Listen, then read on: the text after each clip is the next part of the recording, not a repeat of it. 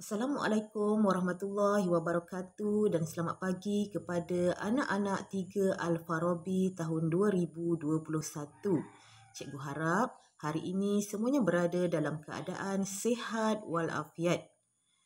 Baiklah, terlebih dahulu cikgu memperkenalkan diri cikgu.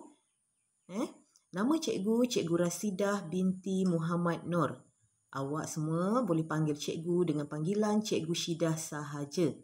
Cikgu akan mengajar awak dalam subjek Bahasa Melayu untuk tahun ini. Baiklah, kita akan memulakan PDPR kita pada hari ini dengan memahami ayat tunggal dan ayat majmuk. Cikgu nak awak tengok nota yang cikgu tunjukkan ni. Kita tengok sama-sama. Cikgu akan terangkan secara satu persatu. Ayat tunggal. Apa itu ayat tunggal? Ayat tunggal ialah ayat yang terdiri daripada satu subjek dan satu predikat. Apa maksud subjek? Apa maksud predikat? Subjek ialah benda ataupun orang yang paling ringkas awak nak faham. Predikat ialah menerangkan tentang orang dan benda tadi. Baiklah. Contoh ayat. Mak sedang menggosok baju.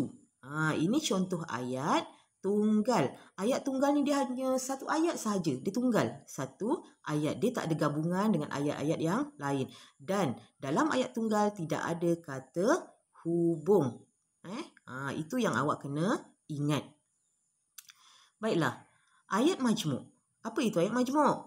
Ayat majmuk ialah ayat yang mempunyai dua atau beberapa ayat yang dicantumkan dengan kata hubung. Ayat majmuk ni pula dia ada dua atau lebih ayat yang digabungkan menjadi satu ayat menggunakan kata hubung. Okey, kita tengok contoh ayat di bawah. Beg tangan itu cantik tetapi mahal. Beg tangan tu apa dia?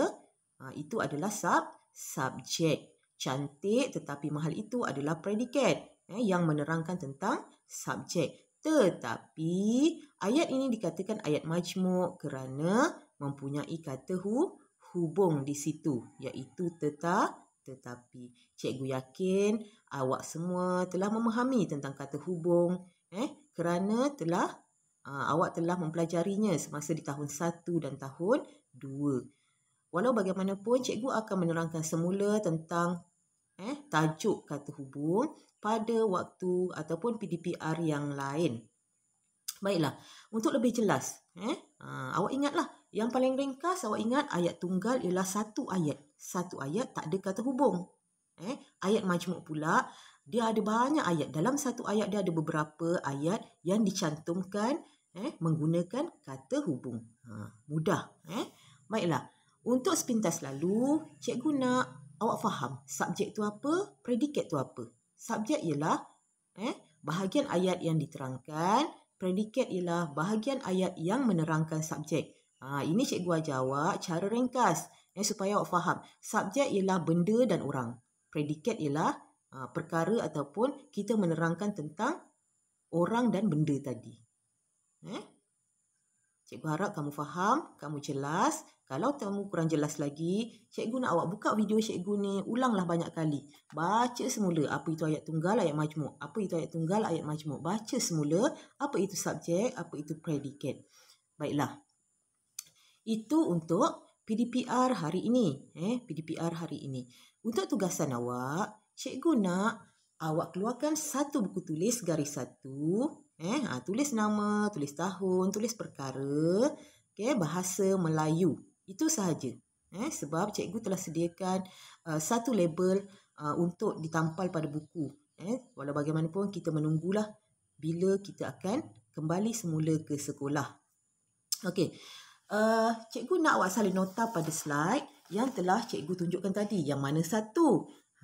Yang kena salin ini dia. Yang pertama nota ini, ayat tunggal dan ayat majmuk. Nota yang kedua ialah nota tentang subjek dan predikat. Dua-dua ni awak kena salin dalam buku tulis. Tulis tarikh dan hari. Selepas itu, selepas awak salin nota ni, cikgu nak awak buka buku teks jilid 1. Yang macam cikgu ni. Yang ada pada tangan cikgu ni adalah buku teks Bahasa Melayu jilid 1. Cikgu nak awak buka muka surat 2 dan 3. Di situ menerangkan tentang ayat tunggal dan ayat majmuk. Awak baca maklumat ataupun teks yang ada dalam buku teks itu. Kemudian cikgu nak awak kenal pasti sahaja. Awak kenal pasti yang mana ayat tunggal, yang mana ayat majmuk.